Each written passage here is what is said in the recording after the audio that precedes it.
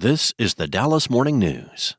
This episode is from an independent podcast hosted by the Dallas Morning News Opinion Team.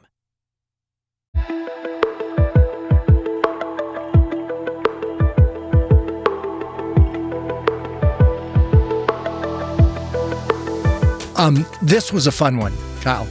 Clay Cooley, we see him from those folksy ads, but the reality of it is he's got 22 dealerships. He's got thousands of people. And this was a fun one in the sense of everything from doing those folksy, crazy advertisements, but all the way to how he thinks about a business that is changing and evolving very rapidly. He's a self-made man. He's a family man. He's now got his family actually involved in the business. And actually, he walked us through really how the automotive world has evolved. It's progressed. It's changed. We touched EVs. We touched on how private equity, institutional capital has come into the automotive world. Touched on how manufacturers and dealerships, that relationship works. We got a really in-depth view of cars. I've enjoyed all our kinds of features. I really enjoyed that one. Really good. Take a listen.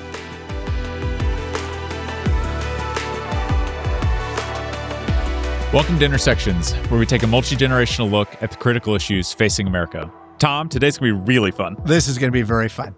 Clay Cooley. Clay is an entrepreneur. You know him from the car dealerships, but I'd also say a business person that's got a very wide empire of those dealerships and all the people involved. So we're going to touch on all those different things. But probably first, we ought to get it out of the way. Got it. Give us the tagline, Clay. Shop me first, shop me last, either way, come see Clay. Shop me first, shop me last, either way, come see Clay. I love it. And everybody in North Texas understands that one and several other places in the nation too. Hey, tell me first of all, you've kind of dedicated your career, decades, to cars. What is it about cars that initially got you involved? So you went from supermarket as a kid, working in a supermarket, but then you got involved in cars, and that's been the case now for decades. For a while now. I started selling cars when I was 20. I worked at a grocery store from the time I was 14 until about 20. And I moved up when I was 16 from a sacker to a drug clerk, which stocked the shelves. It wasn't like drugs, but, stocked the shelves. And then my manager and bosses of mine have always been sort of the guys, my mentors and helped me. But he got a store in Plano, and I just got out of high school working at the grocery store, and he asked me to come be his lobby manager. So I came up here, and I was a lobby manager at a new Skaggs Alpha Beta store in Plano. And so I was there. And I don't know, maybe a year and a half into it, I thought, hell, there's more to life in Dallas, Texas than the grocery store. So I got a job at R.O. Evans, Buick Pontiac GMC, and started selling new trucks. So that was sort of how I got into the car business. And what was your first experience at that Buick Pontiac GMC? Like, walk me through a day in, day out. You're new on the lot. How'd it go? My only thing I remember one or two things, but I was probably only there a week. About 3 days into being there, they raided the place, and everybody ran but a guy named Zuma, Aaron McCorder, and me, and he had only been there a day longer than me. And so they raided, everybody ran, and the cop goes, "Hey, you kids shouldn't be here," So Hold on, why did they raid you? They were looking for gambling and some other stuff, but everybody, back, we're talking a long time ago, and some of the car salesmen probably weren't the most stand-up guys. So everybody ran, and the owner's son ran too. He was in the building too. But anyway, it's but it's a small world. And he came in about 2 days later, and he says, "Come on, I got us a job down the street." And we went to work at Trophy Nissan when they were on Northwest Highway. And I guess I worked there for 4 years. And, do you remember the first vehicle you ever sold? I never sold anything at R.O. Evans, but I did. The first thing I sold was a Datsun 2000. I think it was like 1999, and so that was a long time ago. That's right. Yeah. The one thing I still remember about Trophy, and I had a great time there. Really, really good time. And Mr. Crew owned it there. And in 1984. the Maxima came out with an inline six and computer dash, and it had a sticker price of $10,000. And we thought we were never going to sell another car. Now they're over 100. It's so time does change. Yeah, of course. So grew up in Lubbock, and then, as you mentioned, moved to North Texas. Looking back on those days, growing up in Lubbock, working in the supermarket, what did you take with you that's impacted the way that you've thought about business and the way you've built a very successful business since then? So I was born in Dallas. In third grade, we moved to Lubbock. I'm giving you more than you want to hear, but anyway. But in third grade, we moved to Lubbock, and my dad was in the cotton business, and he had been broke once or twice. And then the last time he went broke, my parents split up, and we were in Lubbock then. And so we moved from where we lived across town, which no big deal. And that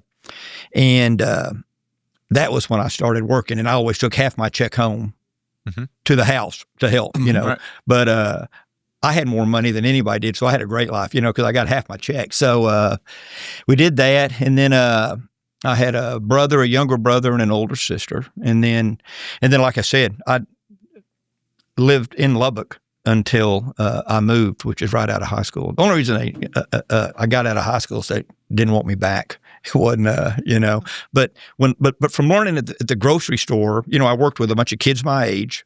Everybody worked, so nobody felt bad about anything. We didn't really realize we were missing anything by not working, and worked with really good people. And in Lubbock, most of the people that worked, like with the cashiers and everything, they were going to college to tech, right? So, you got to see a lot of good people. And the grocery store business, the restaurant business, and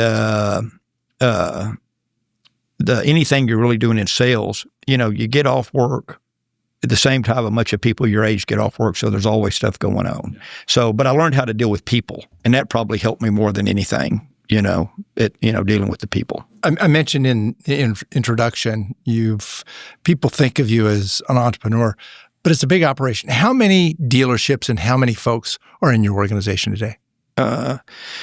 We have 22 stores and 2,000. How's that? It could be 1,800, could be 2,100, depending on the week or two. So big operation, but the first operation after you worked at a couple of dealerships in the sales side, your wife finally got you to the point of saying it's now or never. That's right. And you're going to have to go out on your own. Yeah. But that wasn't one of the dealerships you have today. That's a little bit different operation, right? It is. My last job, and tell us about what the first Clay Cooley was. Yeah. The first, maybe repossessed vehicles, something like that.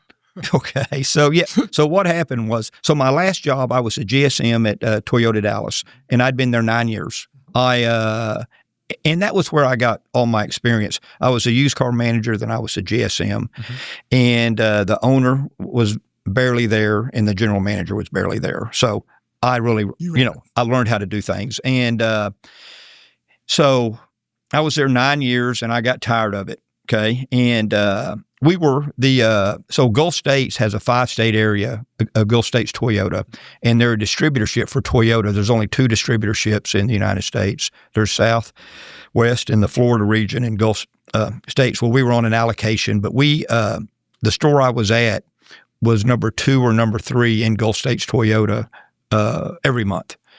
And so, we did a bunch of volume. And I just got tired. I went home and one day, and my wife says, "Hey, if you're going to do it, you might as well do it now." So I said, "You're right." And we moved into a new house, had our last son, Chance, and I quit my job all within about a 3-week period. So, but I couldn't. The reason we're talking about the risk taking. That's real. I don't know if I'd even thought about it. Risk taking. It wasn't. I never thought about it. But I had confidence that I could sell cars. So I couldn't get a big enough floor plan to buy used cars. So I got banks to let me remarket their repos, and that was how I supplemented my inventory. And I did that with Arcadia. A guy named Phil Sura, I still remember him. He's the one that let me do that. and really helped me. And then Founders Bank, they gave me a small floor plan. And then I was selling myself out of business, and because I couldn't keep it going fast enough. And when you're in the used, Couldn't get the inventory coming in. well, didn't have the money, because what happens is so I was there, and then the city of Carrollton, they were building George Bush Freeway right beside it. I was in the old Travis Boat Center, and they were fighting me, and we won where I could stay, but they were giving me tickets and everything. So I bought the old Red Lobster down on Composite Drive, and so I bought that, and I moved down there, and a guy named Pete Bullman bought Richard Ramey, who was a banker, by to see me, and he gave me a bigger floor plan and really got me catapulted. And so I was selling a lot of cars in. And when you're a used car dealer, you have so you come in, you sign a contract, I send the bank to the bank, they approve it. I have to get the title from the bank, pay off the car, prefect the lien, send it to them, then they send me a check. So it takes a long time. Yeah, long time to cash. So your working capital needs.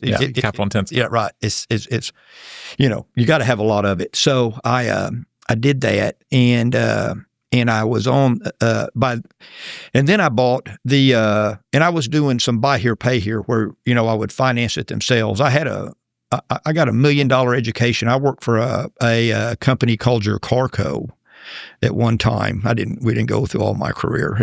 But anyway, but it turned into AmeriCredit. Oh, sure. And so they did the bricks and mortar, and now they're GM Financial, but they did the bricks and mortar to get into the business. And then they went to AmeriCredit, and they went to the stores and stuff. They were Cash America, really smart guys. And they really, really gave me a great education. And, so I had an educational buy here, pay here. And then at Toyota. You really had the financing side and the sales side. Financing and the sales. And that was how I grew my business. I would do I would finance the cars myself. And then when I needed to buy something, I would sell off a batch of paper. And I just kept selling the paper. And that was how I grew. It funded my cash flow. It did everything for me. And then, so I was down on Composite Drive, right? And, I was selling 300 cars a month, and I had I bought the steak and ale so I could have more room to park cars. So you bought a Red Lobster and then a steak and ale. And then I ended up buying the Trail Dust too. But anyway, I needed the space to park the cars. So a guy, Frank Mahopoulos probably. Yeah. And so his brother and his cousin were in the car business, and they had bought Westway Imports, and they had Kia and Isuzu, and they came over and sold me Kia. So I bought that Kia store, and I couldn't borrow any money. No, I never have been able to borrow any money. This is 2001? 2001. This is exactly when it was. It was 2001, and I had and I didn't know what I was going to do, and I was about 300 short to close the deal. So the day before, I went up to our office, and I ran $300,000 worth of credit cards on to close the deal. But after that, they couldn't stop me. Because after that, when you're a new car franchise, you send the contract in with a letter of guarantee, and then they fund you. Then you do the lien later. Because a franchise, if I go out of business, the manufacturer's bringing somebody else in, so they know the title. Exactly. They know it's going to get handled. So all of a sudden, I thought I was never going to see another poor day. So it was really opportunistic then. You mentioned Kia, Isuzu. Yeah. It was opportunistic. You didn't go look for those. It was that was what was available that you did. That's what you did. Did you have to get approved by manufacturers? Right. No issue on that? No, well, I was pretty qualified to run a new car franchise, and it was a D franchise. So at the time, so I know that didn't mean anything. But anyway, it was it wasn't a premier franchise. Sure. So they wanted. Well, I was top 20 in the nation the whole time I had Isuzu. Yeah. So I mean, they like me. I do a lot of volume. So you didn't go to college necessarily for your car education. Obviously, you've told the story of how you've learned as being kind of a sponge. Yeah. Just talk us through that entrepreneurial spirit for kind of the younger audience of just being in the position and not looking ahead to the finish line, but being where you are, being present and learning from the people that are around you. Well, I think a lot of people don't live in the present, and you have to live in the present. And when the opportunity actually does come, you have to make the decision right then. Hey, am I going to do this or not? And hey, I have failed more times than anybody, right? But I continue to try because, everything you do is not going to work out, but that doesn't make you the person you are. Actually, I think about my failures more than I think about my wins. Okay, so one big failure, the biggest failures. What have they been? I've sold dealerships because I can't make them work. I've bought the wrong franchise. Done the wrong. Bought the wrong thing because I've never. So I have different franchise. I deal with the masses. Mm-hmm. When I say that, I deal with, guys that, family people. I don't have a luxury car franchises. I don't, they cost a lot of money and I don't have any money. So it's, I don't see, those things go for so much money. Like they 10 times earnings. Yeah. Well, hell, 10 times, that's a lot of money. Why don't I just buy 2 or 3 of them for cheaper? There was a luxury car dealership here in North Texas that went for $1 billion. That's what I'm saying. Hey, just because I learned one thing, just because you can borrow the money doesn't mean you need it. Mm-hmm. You know what I'm saying? Because it's hard to pay back. So, but you got to take, when things happen, you got to do it. And instead of just sitting there and you can't worry about the failures. So mindset wise, what's different about running 22 dealerships, couple thousand people in the volume business, mm-hmm. kind of basic cars, vis-a-vis the mindset of being in that luxury car business? Well, I think the luxury car business is different. So they sell a lot of cars too, but it's a different clientele, right? They, when I was at Toyota, they talked about, you can buy a Mercedes or you can buy a Toyota Corolla, right? And they make a lot more money on the Mercedes than the Toyota Corolla. Which car do you think's the best? Well, it's a Toyota Corolla. It's a better car. Yeah. So the point is, it's not the car you're buying. It's so these interest rates now, right? Mm-hmm. I'm going to give you a perfect example. Yeah. So right now, pre-COVID, the interest rates were probably averaging 4.9.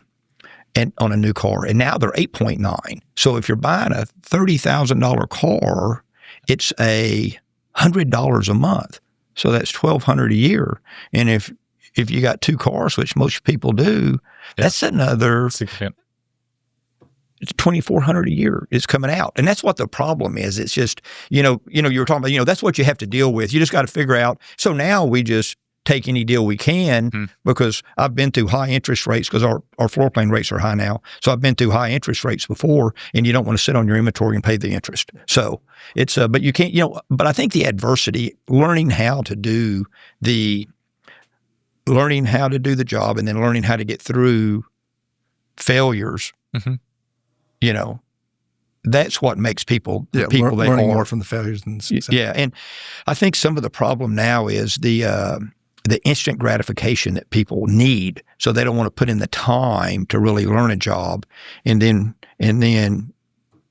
we promote them up, and then they fail. Well, they don't want to go back and learn some more; they just leave. So and that's the hardest. You've said a number of times. I want to get this in because you talked about it's the journey that excites you. Yes, and it's the journey that's important to you, not necessarily the end point. Right. Yeah. I assume that goes in with what you just said. Yeah. Well, the journey is a lot better than the destination. So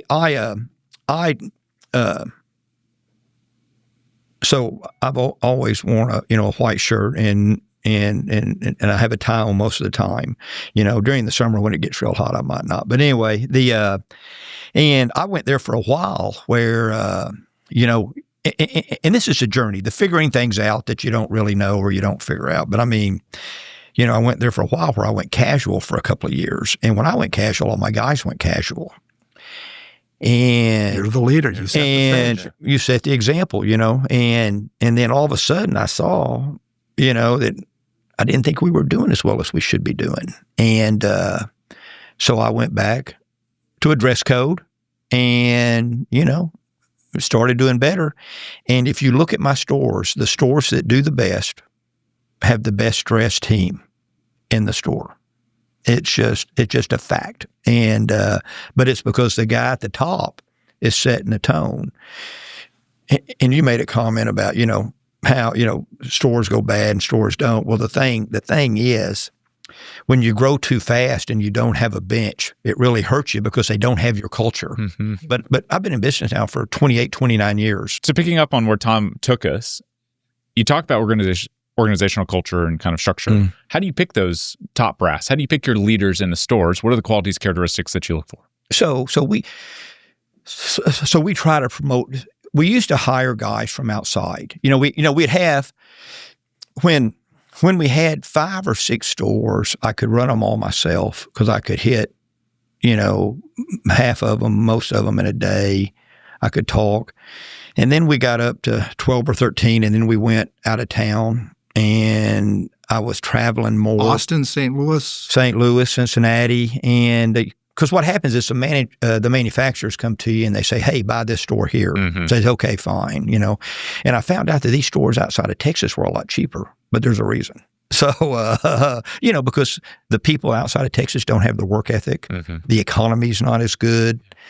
You don't make as much money. So I sold everything outside and I'll buy them here, right? And so anyway, what I was going to say was I have these guys, and I used to hire from outside, but I don't really know them when they're coming in. They don't know us. We stick them into a new organization, and sometimes it works. We like to we let guys have some autonomy, but if they're not doing what we feel like they should, they have very little. How's that? And because I work 6 days a week. I'm there, and so now we bring guys up internally, from salespeople, F&I managers, whatever, bring them to the desk, and then we move them up. We send them to school. We send a lot of our guys to school getting ready to be a general manager. How's that? So we do spend a ton of time with the guys, and we invest. We have trainers in-house that train. We think training and culture is everything. And we're real big into, used to, like the only thing I never worried about past Friday because all I had to do was cover payroll every Friday. Mm-hmm. And then I'd start again, and then we got a little bigger and we started in looking at it. And if a customer bought a car, it's a legally binding contract. They signed it to protect themselves and me. They wouldn't want me coming back and getting the car. So I sort of, wanted you to stay in the car. And then I thought about it and I thought, they give me bad CSI. They talk bad to all their friends about me, and I want people smiling when they see me. I'm a happy guy. I don't want a bunch of negativity around me. And so we said, okay, let's let them bring their car back if they don't like it. The family guarantee. And that's how that was born.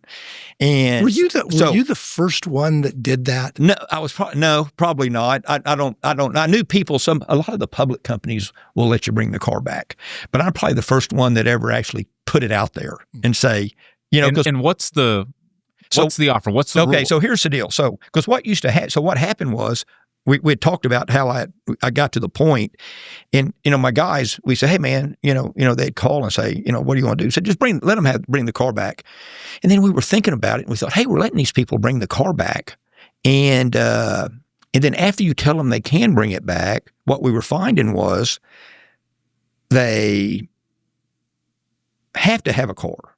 They just don't like that car. How's that? So we said, hey, listen. Advertise it and just let them all do it. And benefit of it. Put it out there as a competitive advantage. And our business went up by doing that. And all we did was just advertise something that we were already doing. And, and I've always So how'd you look at the economics then of returning a car? Kind of the old adage that, depreciation is when it leaves the showroom floor. Yeah. Well, so we just figured out we're not getting that many back. So it doesn't matter. How's that? Does that make sense? I mean, if we were, it was the comfort level. I can bring it back. Not that I will, but I can't. But I strengthen the relationship. That's right. And so they're happy. And so everybody's happy. And so like I said, so we started advertising it and it really helped. And it actually gives people a good feeling too. Yeah. So seller's remorse goes away. That's right. If they know they can bring it back. And it's funny because or the buyer's remorse, I should say. Yeah, buyer's remorse. I have some seller's remorse sometimes too. A woman will buy a car without her husband or significant other, where a man won't 90% of the time. Really? Yeah. So it always with the guy, you go, take it home. The key is the woman? Yeah, the key's always a woman. Well, at my house, I've always taken my check home to my wife, and then she, handles the bills. And I think it's like that at a lot of houses. Hey, I've got to get one. You went over something and you went real fast. I got to come back. You said that dealerships in Texas, much more profitable, better dealerships. Mm-hmm. Elaborate a little bit on that. And I just think you kind of walked away from some of the ones that are out of Texas. Yes. Yeah. So, you fight, it's, customers are the same, I think, anywhere. How's that? So employees are a lot of the difference. Well, when I go to a new town, normally the store's not doing as good as it should, but I don't know anybody there to run it. Mm-hmm. So I'm probably not hiring the best people. And it's always a struggle. And I was spending a lot of my time, and I come home every night no matter what. So I was traveling 2 or 3 days a week, but I'm not the guy that wants to go and stay. I mean, I'm coming home. And so I just couldn't, I never couldn't make them, and they did fine, but not what I was expecting. How's that? And I was going over constant turnover, and then I was sending my guys down there, and they would stay, but they didn't want to live there. So it was sort of a, so the economies are like, But the economics of the business then, so if we look across the country, Texas, are dealerships more successful economically than they are in Ohio versus California? So where are good places to have dealerships and where are bad places? So it's sort of the smile belt. Anywhere it's sunny, Florida, Texas, up to Arizona. California does a ton of business, it's, but the point is that's down here, So Northeast is challenging. Yes. Well, everybody knows my deal is if it's got a snowplow on the asset list, I'm not buying. So, but if we talk to the manufacturers or dealers across the country, they would basically say that too, that dealerships in the Sun Belt are more successful economically than others? I'm not sure you want to say economically, but the volume is less. So I say that. Michigan sells a lot of cars because they got all the manufacturers up there. So they got the employee pricing and everybody buys cars. I mean, you got certain pockets for different reasons, but in that Sun Belt we're talking about, that's where everybody wants to come. So what drives the economics of a dealership? Is it the sales? Is it the service? And how has that changed over the decades that you've been in the business? A lot. It's, we've got systems for everything now. And used to, we had an index card box with the stock numbers and the pricing on them. Now we have computer systems for everything, for CRM tools. We've got everything. It's a lot.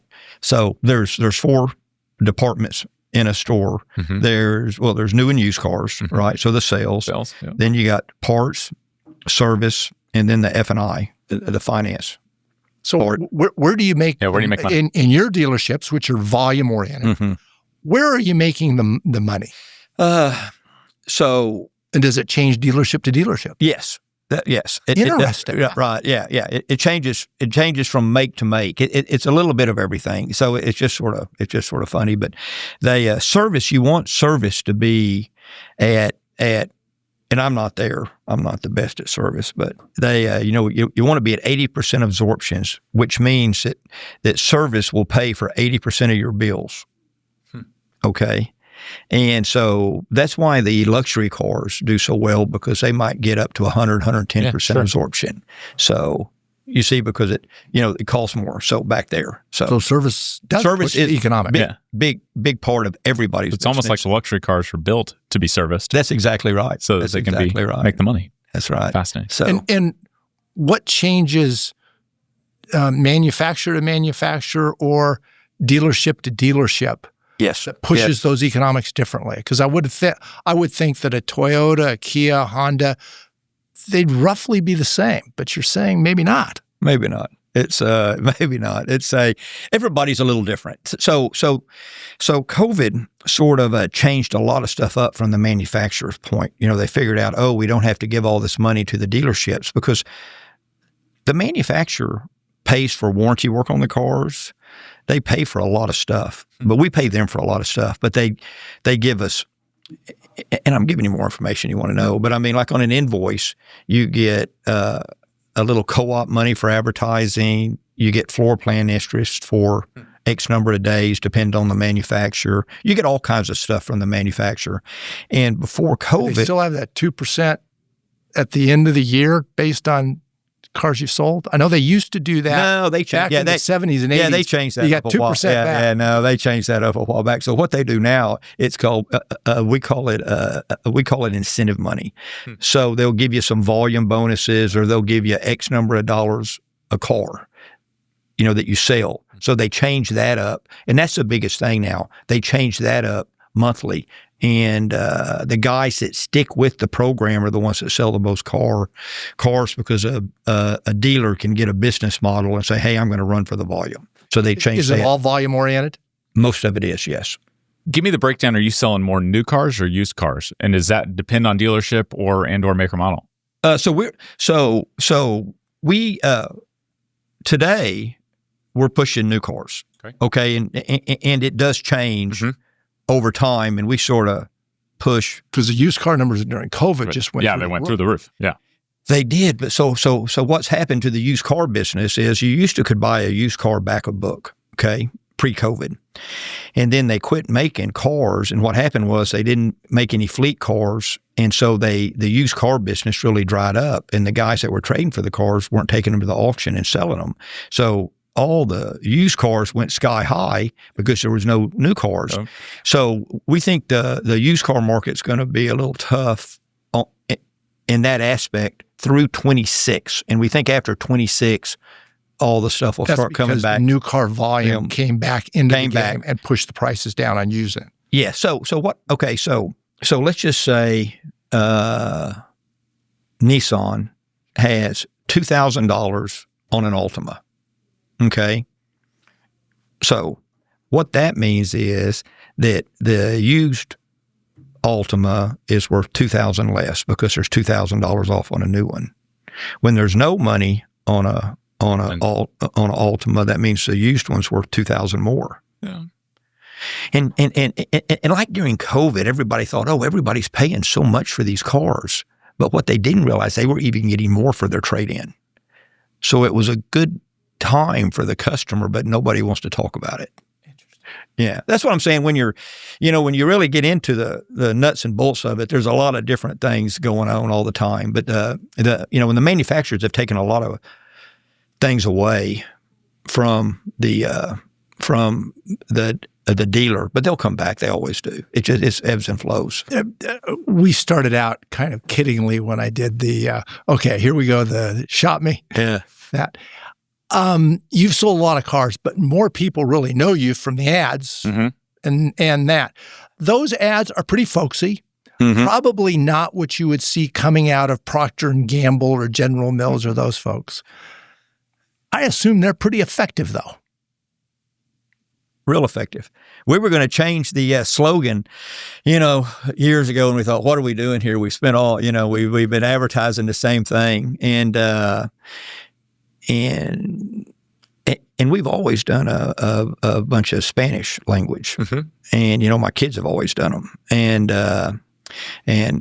so I mean we've been a big advertiser for local TV, and it's really paid off well. Where did the slogan come from? So the story is, and I can't remember yesterday, but the story is that my wife and the ad guy and my youngest son, we were in Hawaii going from island to island, and they came up with it on a plane ride over there, and that was how. And that was a long time ago. We've been using that forever. Uh-huh. Oh, yeah. I mean, forever. And the advertising has changed so much too. We used to do. When I started, we did liners. You remember liners in the paper? And, so I did liners in the paper, and I did 30-minute infomercials. And I did those all the time. And back then I was paying $7.50 to $12.50 for them, right? And so I did a bunch of infomercials, and we did those. And that was how I was getting my customers. When I left Toyota Dallas, it was, everybody wanted a new Toyota, and I thought I was going to get the same customers, same banks. Even the banks wouldn't do business with me when I went on my own. You think, you think how it's going to be, and it never is. And so I sort of reverted to subprime, which I can do anything. It doesn't matter. Sell a new one, sell a used. And I'd spent most of my business in the used car, as a used car manager and used car salesman. But anyway, so I was doing the liners, and then I started doing the infomercials, and I was really doing a bunch of subprime business. And so I ran that for a while. And then in 2009, most everything changed because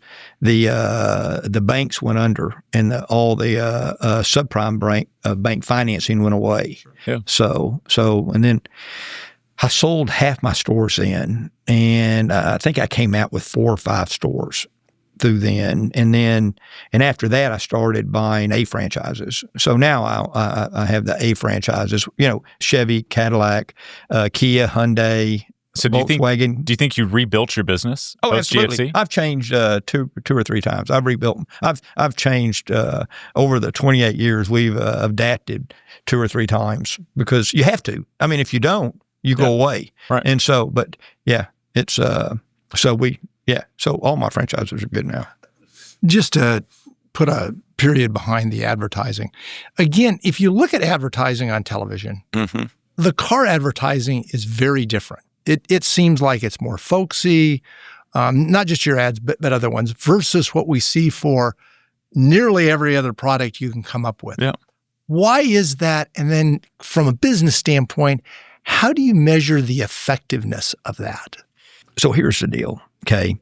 So all of the outside ads you see, the national ads, so they're branding.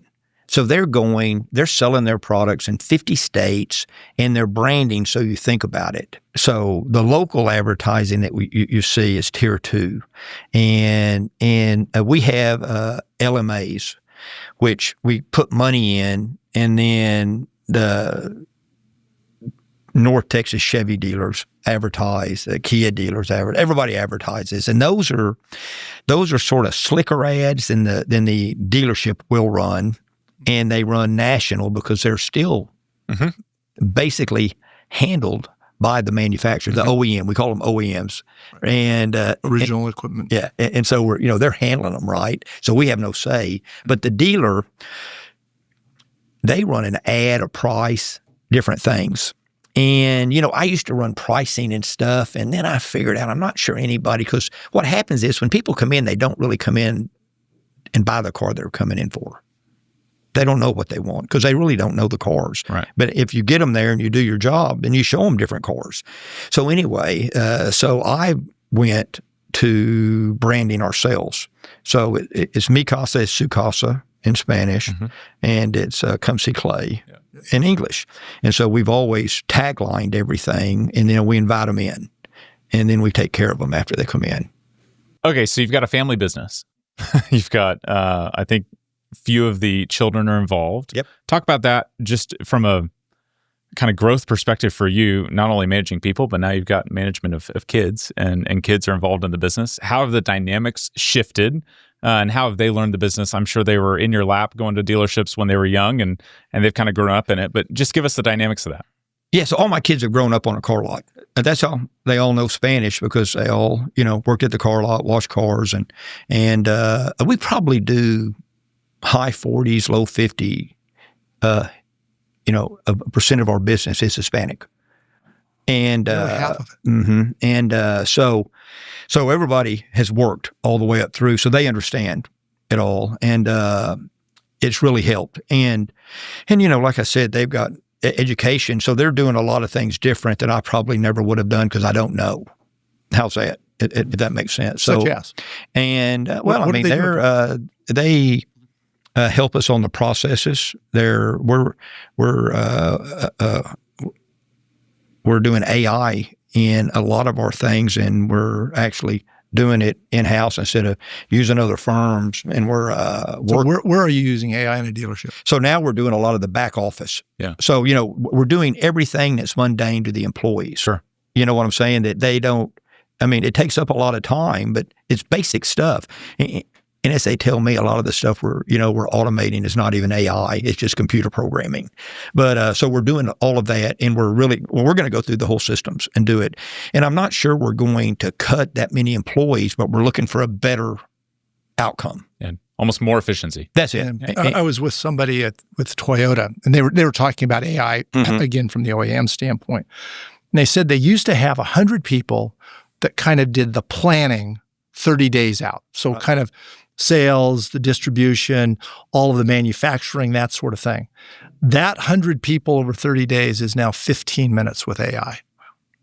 Yeah, some of the stuff is, I can't believe they could do it as well as they do it. And it's basic stuff, but but it makes the guys do their job better too. It's, you heard me say I never planned past Friday, right? Well, I was in I used to be on the Nissan National Dealer Advisory Board, and we went to a meeting, and top guy then was a guy named Jose Munoz, and now he's running Hyundai, and he had the Mexican dealers up there, and there's only like 5 families that own all the dealerships in Mexico, and and they own manufacturing banks, they own everything, but they're hundreds of year families. It's not like they're. And I listened to those guys, and I didn't know. You don't know what you don't know until you hear it, and I think it's hard sometimes to get into the right place where you actually can hear it. But anyway, I was I just happened to go to the meetings. They had me on the board, and I didn't go to all the meetings, but I happened to go to this one. And they had these guys, and they were talking about, and I'm telling you this because you said they had all these guys working 30 days out. Well, these guys, they plan 5 years out on what's going to happen. And it really shocked me, right? And then, I was probably asked more questions than I ever asked because normally I don't say anything in these meetings, but I was shocked. And basically they told me, we know we're going to be here in 5 years. We know we're going to be in the business in 5 years. We have employees, and we do the best we can to make our business better no matter what the economy or the rates are. And I thought that was amazing, them thinking that. And now we've started planning out like that where we think, hey, forget this year. We're going to make it.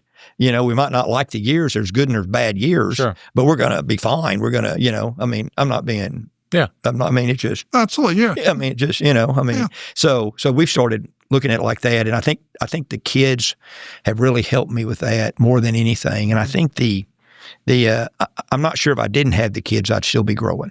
How's that? So what are they in charge of now? So Sierra is involved in the office and all kinds of things like that. She handles the money, the cash, all of that stuff in the office, does all kinds of stuff. And Chase, he's, you might call him the CEO. I don't know what but he runs most of the stores. I don't have him. He deals with the manufacturer, so I don't have to, and stuff like that. So we're really ingrained from the top up. We used to have a pretty big corporate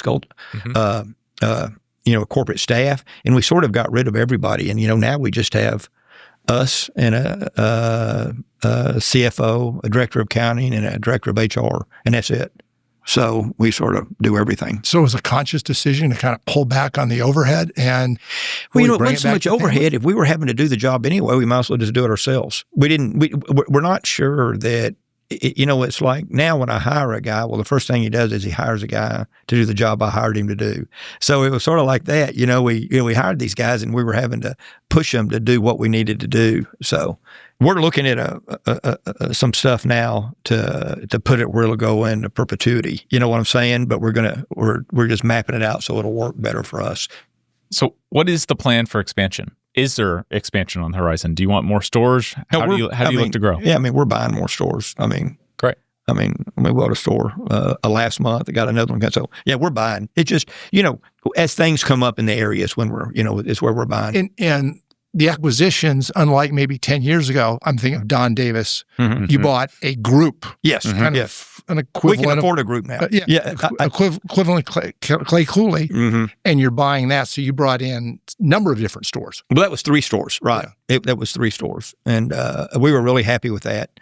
And, I used to, bought what I could afford. Now we have a little, we're lucky and we can look at different things. So if you go out 5 years, how important is scale? Do you look at it and say, okay, for me to be effective, successful, I've got to grow because I've got to get the scale to be able to compete with a different competitive picture? I think it actually helps between me and you on the scale because we have a centralized accounting office. We have a centralized marketing office. We have, it really helps. If you don't, it's probably a little hard. We have guys that are working the vendors on the bills all the time. And if you're one store, it's a little hard.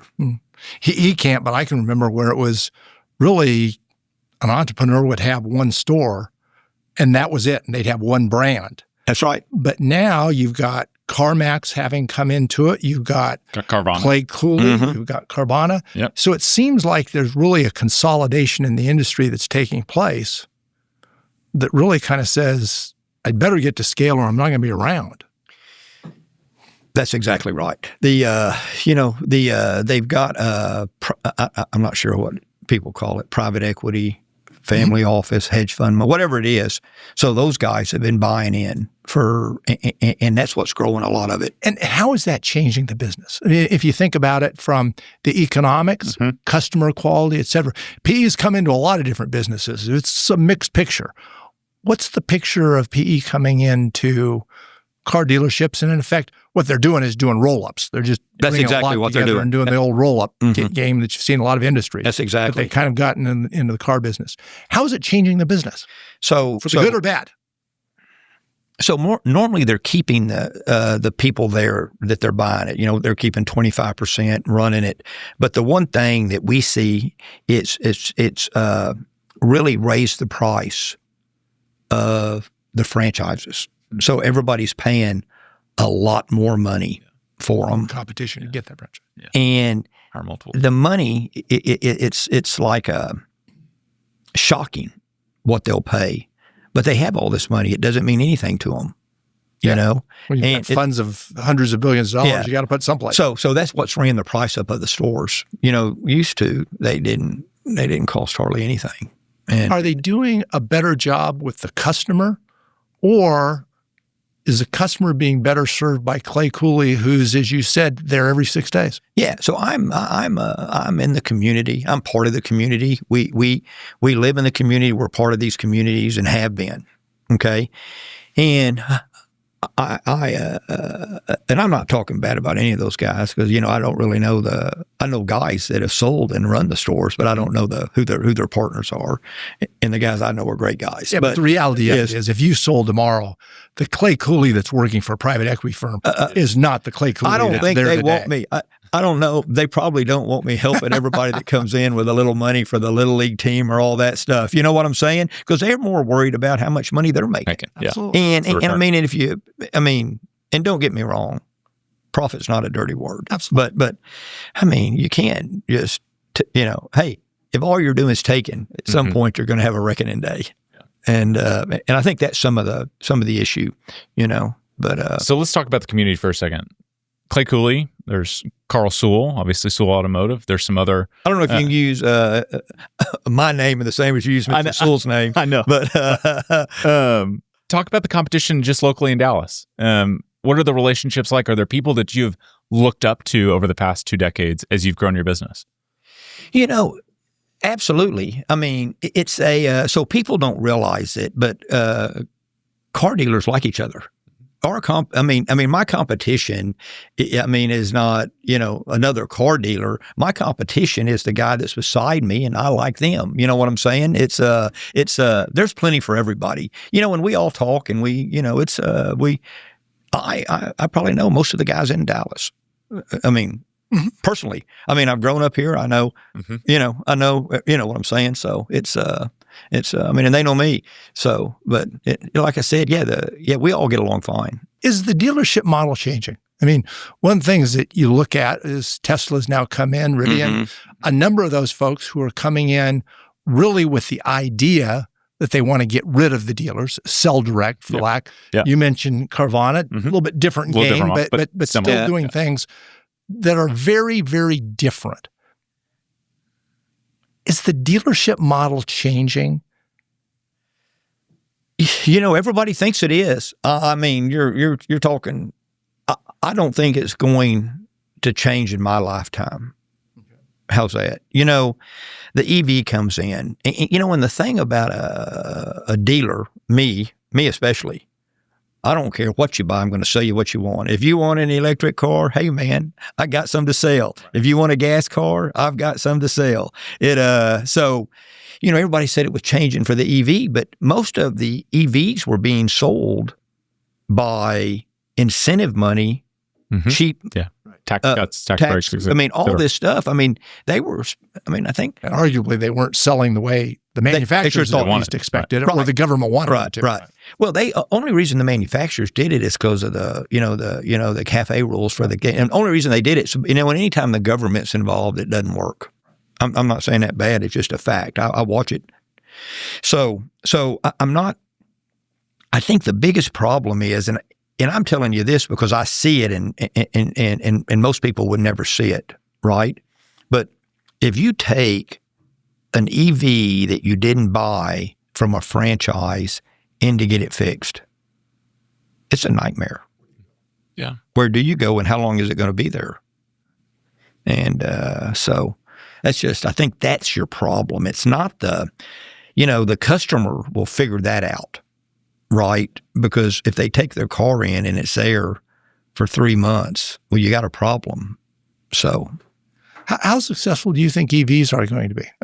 Again, big push for all the environmental reasons, government push, manufacturers ran hard. General Motors, Ford, whole list of them. Yeah. Big move. Volvo says by 2030, they're not going to sell anything except. I'm not sure that's the case anymore, but that was the talk a couple of years ago.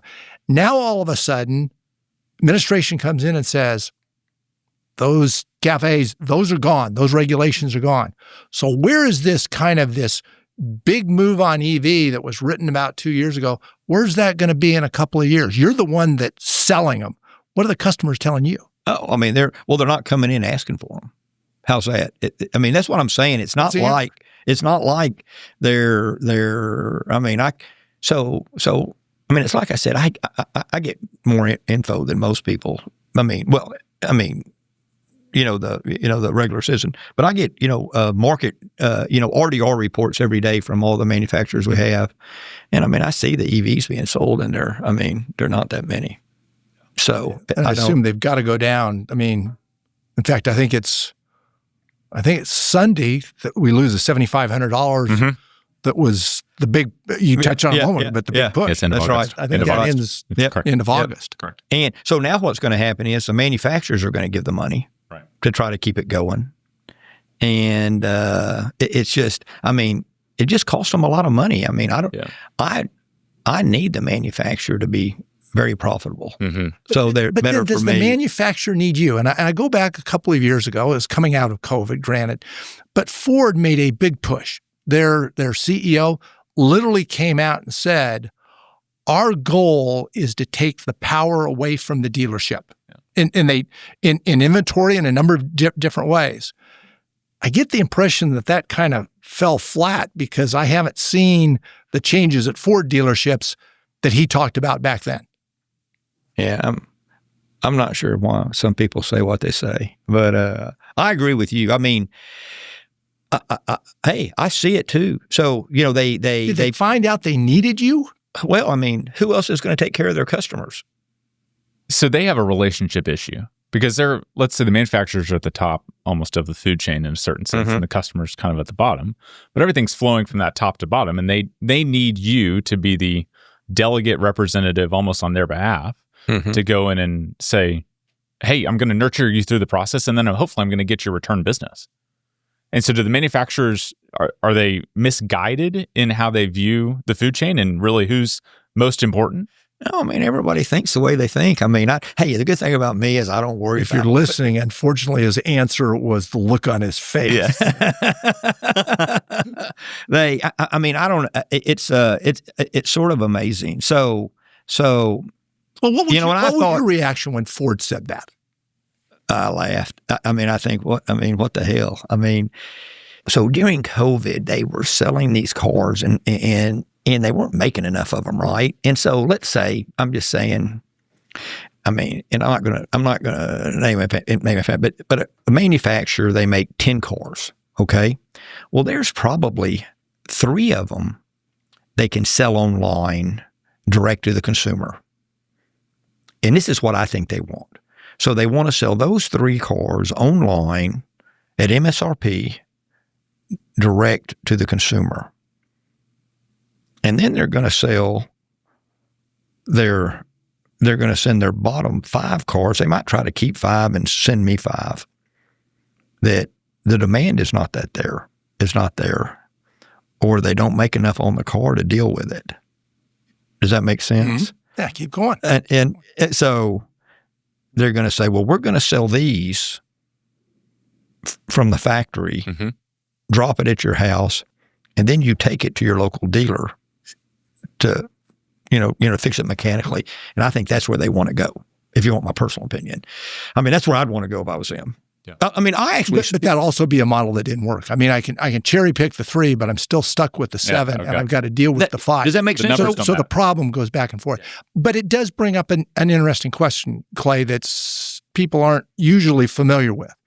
And that is probably one of the strongest political forces, lobbying forces, in Austin, in Phoenix, in Albany, and I can continue on down all of the capitals, is the car dealerships. And in fact, in most of those states, it's actually illegal, or at least in effect illegal, for those manufacturers to deal directly. They have to go through dealers. They do. And that's the structure from a legal standpoint. That's exactly right. Talk a little bit about that political power and where that ensures the future is going to Well, they'll have a fight. I mean, they've been trying to do it for a long time. And, and they can get one state to do it here or there. But, I mean, they'll have to get all 50 of them to do it if it's going to work for them. Does that make sense?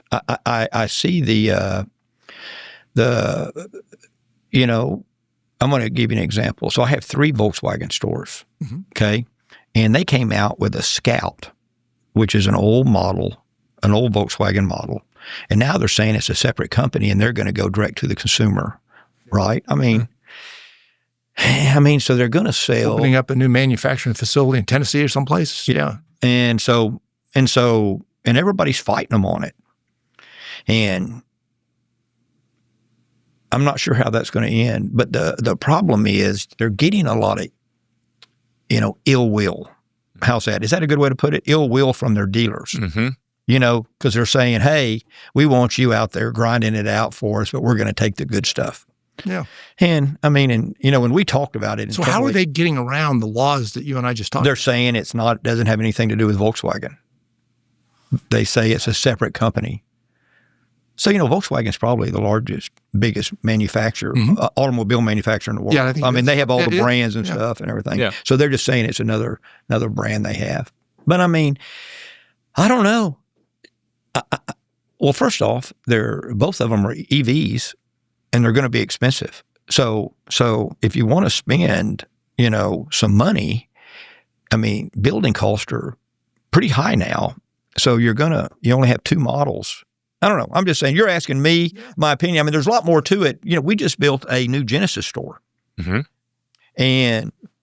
But we like Genesis. They got them some great models. We think they're going forward, right? So we spent the money. That's also a step up from a lot of your other brands. That's exactly right. So that's exactly right. And I mean, when I was talking about, I mean, we've got some great cars. Our Volkswagen cars are great cars. Our Cadillacs are great. Our Genesis are great. Our Hyundais are great. I mean, we've got great cars.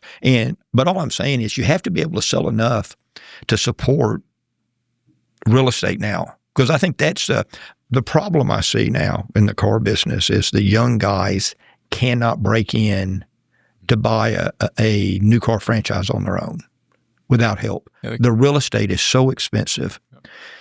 So if you got a guy that saves his money to buy, he's a good guy and he's making good money. Well, he's got to buy in a metro area so he can keep his income up. And so it's now it's so high, it's hard to do. And said another way, in the year 2025, we probably wouldn't have a Clay Cooley that could get in the business the same way that he did back in 1990 or 2001 with that first Isuzu. I want you to know, and I've said that when people ask me, I tell them that I would have a hard time breaking in today like I did, poor boy in it. When I went on with the used car lot in 98 and then in 01, and I'm like I said, I'm the luckiest guy in the world. I'm happy. My life's great. Love my job. Love my wife, my kids, everything. But if you think about it, in 98, I was a used car dealer. And then in 01, I was a new car dealer. Well, if I wouldn't have had the background, all the years I spent, going up and learning everything in the new car franchise, well, then I never would have been able. I wouldn't have gotten approved. You know what I'm saying? There just wouldn't have been any of that ever happen. That's what I'm saying. I came in at the time because I mean, the only reason I made it is because I was selling off buy here, pay here paper. I used to speak at the conferences on how to package the paper up. I mean, it's not so the point is, you're exactly right on that. It's a different world. But that's I think a concern in America because we prize the entrepreneur. To be frank with you, we prize Clay Cooley. The idea that from your background, you came up, you willing to take the risk, as you pointed out at times in your life that could have been very tough, built something that has generated value for you and the generations to come through your kids and I'm sure your grandkids and that. But what we're really saying, and I think there's other industries that fall into it, is you couldn't do that today. No. You've almost lost the entrepreneurial spirit. Yeah, you can't. I think you got the spirit. I just think it's a little, I think I mean, I can get on a soapbox and tell you, all my grievances. But I mean, because I like the young kids. That's what, I mean, I work with young kids every day. It keeps me young. I mean, I know I might not look it, but I feel young. I'm still looking through 18-year-old eyes. How's that? But anyway, so you're exactly right, though. It's hard. And it's, and I don't think it's just a car business. I think it's a lot of businesses. That was my point. I think it goes far, and I think that's one of the challenges. We clearly, as a nation, want to have that feel that one person can go off and make a difference. And do it. In a lot of industries, I think it's just becoming more difficult through private equity, through consolidation, whole host of different things. And I don't think there's one answer to it. No, I told I was, we read a lot and talk a lot. And if you read, you know how it's going to end. And I was talking to somebody. I said, well, the people that are going to, everybody talks about a revolution coming. It's going to be the young men that do it because they don't see any hope for advancement in the world. And you're talking about the school. I mean, these education's cost $100,000 now. I mean, it's there's a lot of things. I probably got off on something I shouldn't have. But anyway, there's a lot of things that's out there that's something to think about. It. Real challenge. I mean, if you look at the middle class, who is haven't seen wage folks that primarily are buying your cars, those wages for the last 40 years have fundamentally been flat on a real basis. Now, the upper pick it 0.1%, 10%, whatever. If you've had assets in a zero rate environment, that's been a terrific deal. As we were talking with Rob Kaplan a couple of months ago. But it's a tough situation if you're in the middle, and it makes it tougher for the folks that you deal with, and especially the young folks that want to buy homes. Well, we're trying to figure out. I mean, so the salesman's pay plan is basically the same pay plan I had when I was selling cars. Okay, so we're talking from the 80s. Yeah. It's all a percentage. Yeah. Well, the cars percentage have gone up, of the sale. The sale, but the cars have gone up in price. Right. But the grosses actually came down. Wow. I mean, go figure. You know, I mean, how is that supposed to work? Yeah. I mean, shoot, when I met my wife, I was selling used cars. She was a day bartender at Fridays. I mean, we thought we were never going to have another bad day, you know? I mean, but the point is, I mean, these kids now are you know. How do you see the folks? We talk generational differences. I give Kyle a bad time. He gives me worse. How are the kids that are coming into your business, I say kids, but the young folks coming into your business now, how are they different from the folks that you employed when you were back at that Toyota dealership? You know, I think the biggest difference is, so I still think they're all good kids, and they still want to work. They want a job. Everybody wants to feel good about themselves, and I really believe that, right? You know, you can't just paint a wide brush. But I think there's so many. They have so many distractions in the world, and you know, I've never been on social media ever, and don't care to be. I mean, I don't. I was gonna do it, and everybody says, it just takes up your time, Clay. So I never did it. But I mean, these kids are on that phone all the time, looking. You know, a lot of them use TikTok and Facebook to advertise, and you know, it's great. But I'm just saying, I think so the biggest thing, they want instant gratification. They want to, you know, come in and then be the boss in a year. As opposed to learning your job, 9 learning years the next at job. Toyota dealership. Oh, dirt lot, repossessed vehicles. Well, there was a lot of other dealerships in between those too. So you know, so it was. So I was in the car business at a dealership from 81 to 98. So 17 years in a dealership. Yeah. So I mean, Kyle and I are gonna. Is a little bit of a prelude, doing a piece just between the two of us, talking about kind of the different perceptions and views from a generational standpoint. Yeah, it's when you have an instant gratification culture and a distraction culture combined, you're set up for no success. Just because I know in my generation, and definitely the generation below me, it's you're looking at your phone, you're trying to always figure out what everybody else is doing instead of being present with what you're trying to accomplish. And I think the entrepreneurial spirit in this country is men and women that have gone on and had an idea and done their thing, and they've focused in on exactly what they're trying to do and why they're trying to do it and set out the vision for that. And obviously, you've been a great example of that. So one thing I want to touch on before we close here is you and Lisa have been really involved in the Dallas community on the charity side. Just give the audience a peek into the causes that you care about and why you've been involved. We make a living out of the community, and so we're involved in the community. And, you know, my wife has been involved with Children's Cancer Fund, Crystal Charity. I mean, I can't even name them all. She's very involved, active, yearly. How's that? I mean, you know, so we care about the community. And I think we as businessmen, I think we need to do more for the community, if that makes any sense. Feel an obligation. Give back. Right. We have to. I mean, looking through time, somebody always, you know, it used to be the church, and it was the feudal lord. You know, I mean, they've always had people that were giving back, and I think the business community needs to. And so, yes, but we are very involved in the community. That's great. Okay, one more time for the audience. Give us the slogan. Tell our people where they can find you. Shop me first, shop me last. Either way, come see Clay. We love it. That's amazing. Great. Clay, we sure enjoyed it. It's been a good look, not only at you, but at the industry, an industry that, you know, for most people, it's the second largest investment that they make. So, Clay, we appreciate it. And thanks for being with us, sir.